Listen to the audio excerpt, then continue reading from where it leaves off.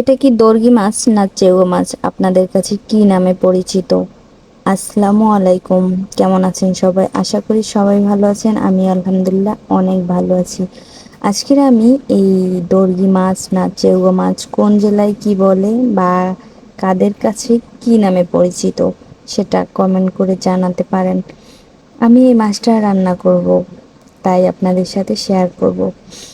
প্রথমে আমি মাছটা ভালো করে ধুয়ে নিয়েছি, তারপর পেঁয়াজ মরিচ সব কিছু আমি কষিয়ে নিয়েছি, তারপর মাছগুলো আমি দিয়ে দিলাম।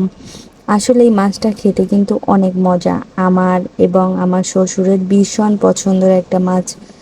বাবা যদি বাজারে যায় এই মাছটা দেখে এই মাছটা নিয়ে আসবে, তার এতটা পছন্দ। তারপর আমি রান্না করতেছিলাম। আসলে রান্না প্রতিদিন যেভাবে রান্না করি সেভাবে করতেছিলাম, কিন্তু কষাতে কষাতে পাতিলটা একটু পুড়ে গিয়েছিল। তারপর আমি যখন হয়ে যাচ্ছিল তখন কিছুটা ধনেপাতা দিয়ে দিলাম। ধনেপাতা দিলে এটার ঘ্রাণ আসে, আবার টমেটো দিলে আরও ভালো লাগে। টমেটো ধনেপাতা দিয়ে এই মাছটা রান্না করা হয়।